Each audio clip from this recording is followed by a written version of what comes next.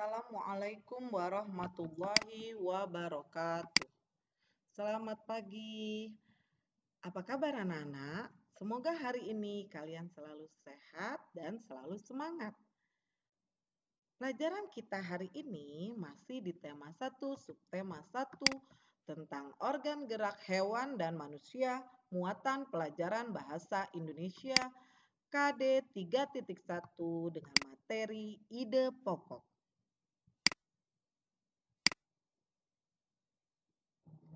Menentukan ide pokok dalam kalimat utama.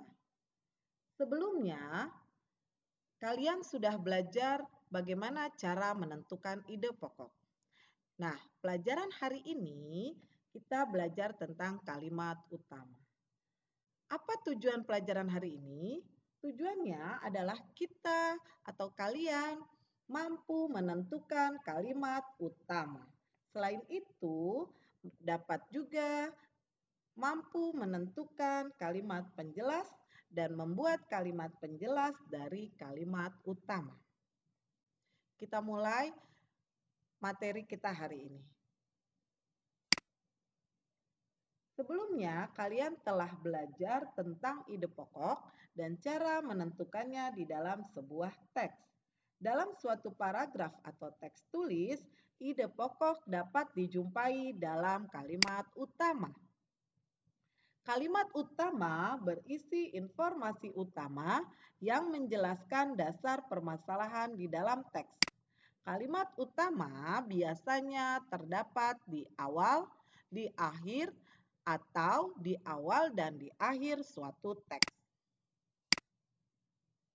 Kita akan belajar tentang kalimat utama dan kalimat penjelas.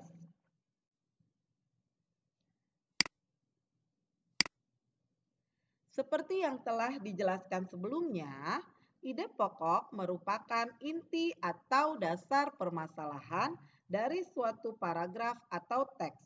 Ide pokok menjadi gagasan dasar dalam pembuatan suatu paragraf atau teks dan dapat ditemukan dalam kalimat utama. Maka, kalimat utama adalah kalimat yang berisi ide pokok dan menjadi dasar untuk mengembangkan paragraf. Jenis paragraf berdasarkan kalimat utamanya. Yang pertama, paragraf deduktif. Paragraf deduktif adalah paragraf yang kalimat utamanya berada di awal paragraf. Yang kedua, paragraf induktif. Paragraf induktif adalah paragraf yang kalimat utamanya berada di akhir paragraf. Yang ketiga, paragraf campuran. Paragraf campuran adalah paragraf yang kalimat utamanya berada di awal dan di akhir paragraf. Untuk materi hari ini kita hanya membahas 2 jenis paragraf saja.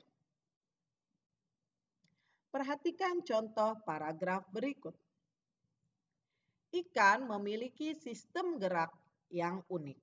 Sistem gerak pada ikan berbeda dengan hewan vertebrata yang lain. Hal tersebut dikarenakan habitat ikan adalah di air.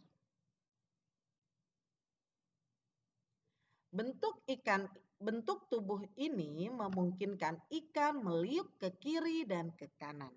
Bentuk tubuh yang seperti ini juga berfungsi untuk mengurangi hambatan pada saat bergerak di dalam air. Ekor dan sirip ekor yang lebar berfungsi untuk mendorong gerakan ikan dalam air. Bentuk tubuh yang paling banyak dimiliki hewan air ini bernama bentuk rudal.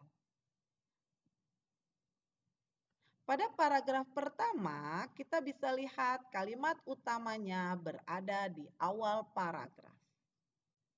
Maka, karena kalimat utamanya ada di awal paragraf, paragraf ke-1 dinamakan paragraf deduktif.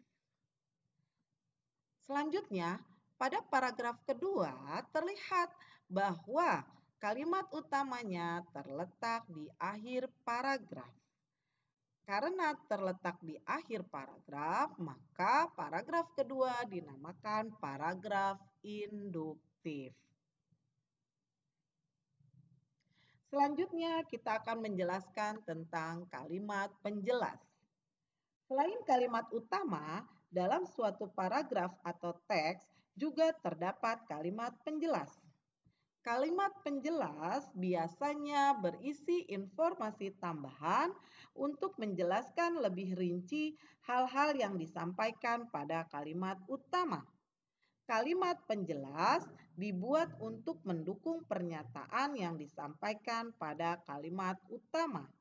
Dalam suatu paragraf atau teks, kalimat penjelas dapat berisi informasi tambahan, alasan, atau sanggahan yang mendukung pernyataan pada kalimat utama sehingga disebut juga kalimat pendukung. Ayo kita baca contoh paragraf berikut. Serangga menggunakan 6 kakinya untuk bergerak. Beberapa jenis serangga menggunakan kaki mereka untuk berjalan. Ada juga serangga yang menggunakan kaki mereka untuk melompat. Selain itu, ada beberapa jenis serangga yang menggunakan kaki mereka untuk berenang dan berjalan di atas air.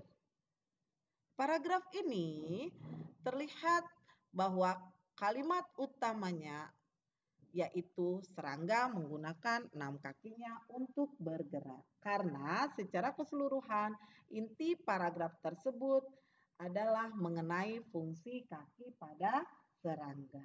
Informasi tersebut dapat ditemukan pada kalimat pertama. Oleh sebab itu, kalimat pertama dinamakan kalimat utama dari paragraf tersebut. Sementara ide pokok pada paragraf tersebut adalah fungsi kaki pada serangga. Selain kalimat utama, ada juga kalimat penjelas dalam paragraf tersebut. Kalimat penjelas pada paragraf tersebut terdapat pada kalimat kedua, ketiga, dan keempat.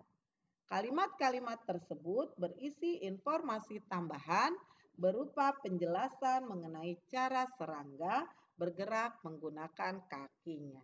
Maka kalimat selanjutnya dinamakan kalimat penjelas.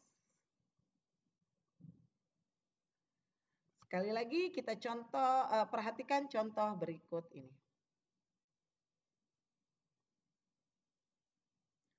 Ikan memiliki sistem gerak yang unik.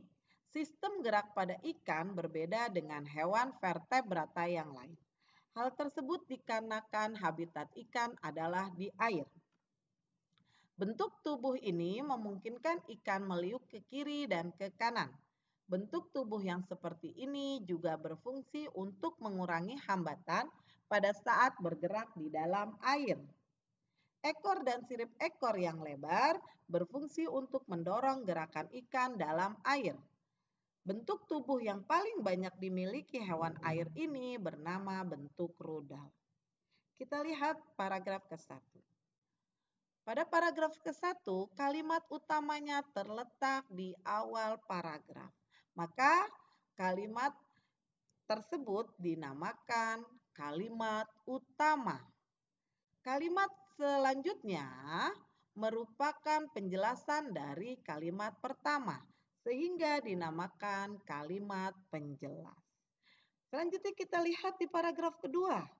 Di paragraf kedua, kalimat pertama dan kedua serta ketiga itu menunjukkan tentang penjelasan sebuah kalimat pada paragraf kedua, sehingga dinamakan kalimat penjelas.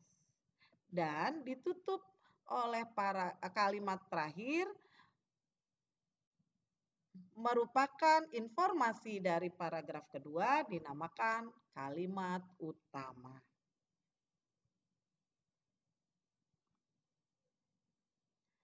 Alhamdulillah, hari ini kita sudah selesai belajar materi tentang kalimat utama dan kalimat penjelas. Setelah kalian melihat video ini, kalian bisa kerjakan latihan untuk menambah informasi dan mengasah ilmu kalian mengenai kalimat utama dan kalimat penjelas.